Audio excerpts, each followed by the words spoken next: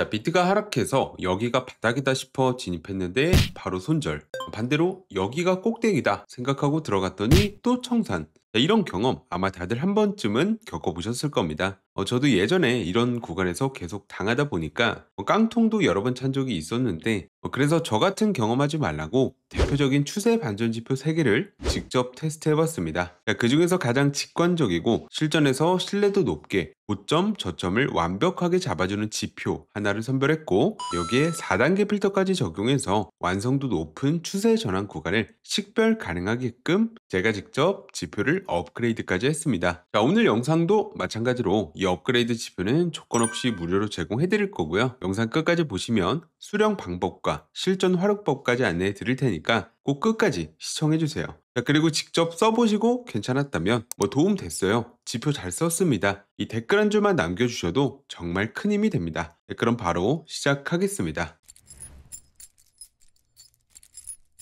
자, 먼저 지표부터 추가하겠습니다. 상단 지표 클릭, 검색바에 다이나믹 프라이스 오실레이터라고 검색 후 추가해 주시면 돼요. 자, 이 지표는 간단히 말해서 볼린저 밴드 기반으로 만들어졌고, 시장 힘과 변동성 그리고 추세의 강도까지 한 번에 보여주는 지표로 단순히 추세만 보는 게 아니라 변동이 커질 때나 돌파가 나올 수 있는 자리를 더 직관적으로 볼 수 있습니다. 이 지표 구성을 살펴보면 먼저 이 노란색 선, 이 다이나믹 프라이스 오실레이터 선이라고 하는데, 현재 가격이 평균보다 위에 있는지 아래에 있는지를 변동성과 함께 보여주는 선이에요. 자, 이 선이 위로 가면 힘이 붙은 거고 아래로 가면 힘이 빠진 거다라고 보시면 됩니다. 자, 그리고 가운데 있는 선은 다이나믹 평균선으로 전체적으로 추세가 위쪽인지 아래쪽인지 방향을 잡아주는 기준선입니다. 자, 쉽게 말해 이 다이나믹 선이 이 가운데 선 위에 있으면 대체로 상승 쪽이고, 이 아래면 하락 쪽이라고 보는 거죠. 자, 다음으로 위쪽에 있는 이 초록색 선은 볼린저 하이선으로 가격이 많이 올라와서 과열된 구간을 보여줍니다. 여기보다 더 위에 있는 이 확장 볼린저 하이까지 가면 극단적으로 과열된 구간이다, 이렇게 볼 수 있습니다.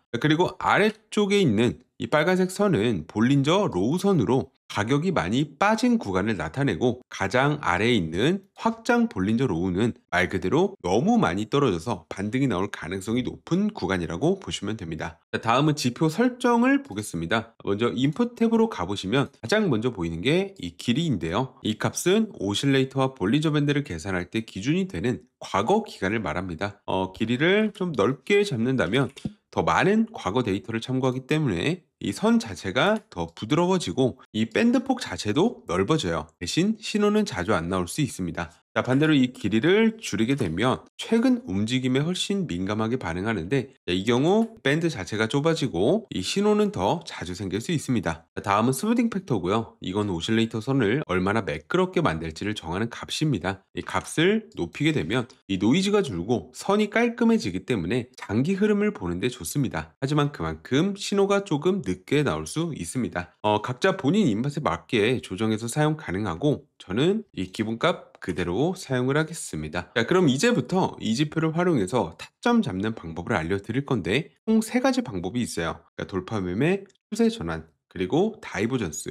근데 제가 직접 활용해 본 결과 가장 시장에서 활용하기 좋았던 건 추세 전환 구간 그리고 다이버전스, 딱 이 2개였고요. 자, 그래서 돌파 매매를 제외한 이 2가지 방법만 설명을 드릴게요. 자, 먼저 추세 전환 매매는 가장 위아래에 있는 확장 볼린저 선과 이 노란색 다이나믹 선을 활용해야 합니다. 매수 타점 구간부터 보면 이 다이나믹 선이 하단에 있는 확장 볼린저 로우 선을 이탈하면 매도 구간으로 볼 수 있고, 이 선이 다시 안쪽으로 들어오는 구간에 맞춰서 매수 포지션 진입이 가능하고, 손절 구간은 이전 저점 구간으로 세팅, 익절은 손익비 1대2 또는 이 다이나믹 선이 볼린저 하이선을 터치하는 구간에 가능합니다. 자, 다음으로 매도 타점 구간도 보면 이 매수 타점과 반대가 되는데, 다이나믹 선이 확장 볼린저 하이선을 돌파하면 과매수 구간으로 볼 수 있고, 이 선이 안쪽으로 들어오는 타이밍에 맞춰서 매도 포지션 진입, 이 손절 구간은 이전에 있는 고점 구간으로 잡아주시면 되고, 익절은 손익비 1대2 또는 이 로우선을 터치하는 구간에서 하시면 됩니다. 자, 그리고 다이버전스는 이 다이나믹 선, 확장 볼린저, 그리고 이 볼린저 선, 이 3개를 활용해서 매매할 수 있는데, 히든 과장 다이버전스는 제외하고 일반 다이버전스만 기준으로 보시면 됩니다. 먼저 매수 타점 타점 구간부터 보면 이 다이나믹 선이 확장 볼린저 로우선을 이탈하고 다시 볼린저 안쪽으로 들어왔다가 재차 하락하면서 이 두 개의 과매도 구간이 만들어져야 하고,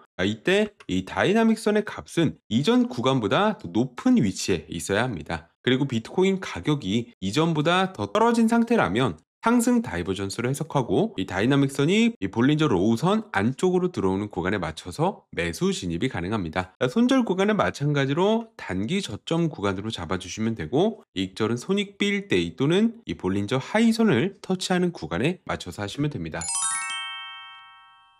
자, 이후 상황 보면 상승 추세로 확실하게 전환되면서 깔끔하게 익절로 마무리했습니다. 다음으로 매도 타점 구간도 보겠습니다. 자, 이 다이나믹 선이 확장 볼린저 하이선을 돌파하고 다시 볼린저 안쪽으로 들어왔다가 이 상승하면서 두 개의 과매수 구간이 만들어져야 하고, 이때 다이나믹 선의 값은 이전 구간보다 낮아야 합니다. 그리고 비트코인 가격이 이전 과매수 구간보다 더 오른 상태라면 하락 다이버전스로 해석할 수 있고, 이 볼린저 하이 안쪽으로 들어오는 구간에 맞춰서 매도 포지션 진입 가능. 손절 구간은 이전에 있는 단기 고점 구간으로 잡아주시면 되고, 익절은 손익비 1대2 또는 캔들이 볼린저 로우선을 터치하는 구간에서 하시면 됩니다.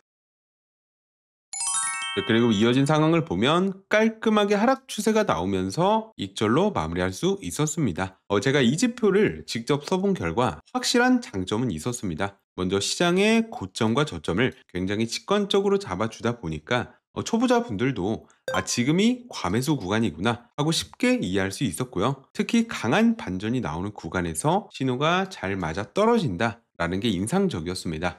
그런데 분명 단점도 있었습니다. 신호는 이렇게 나오는데 어느 정도 강도의 과매수, 과매도인지 구분이 안 되는 거죠. 예를 들어 이 폭이 좁은 구간에서도 같은 신호가 반복되다 보니 막상 실전에서는 진입했다가 반대 무빙이 나오거나 괜히 손절을 반복하게 되는 경우가 있었습니다. 그래서 저는 이런 부분을 보완하기 위해 좀 생각을 바꿔봤는데, 단순히 과매수냐 과매도냐만 보는 게 아니라 이 강도의 차이를 단계별로 걸러내면 더 신뢰도가 높아지지 않을까, 그렇게 해서 찾은 게 바로 이 탑지 지표였고, 기본 지표 그대로 쓰는 건 큰 의미가 없으니까 여기에 제가 직접 4단계로 필터를 적용해서 업그레이드 버전을 만들었습니다. 자, 지금 화면을 보면 업그레이드된 지표가 확인되실 텐데요. 먼저 구조를 간단히 설명드리면 이 상단 밴드와 하단 밴드가 있습니다. 이 밴드들은 시장의 고점과 저점을 보여주는 기준선이라고 보시면 되고요. 여기에 추가된 게 바로 위쪽에 있는 적색 밴드와 아래쪽에 녹색 밴드입니다.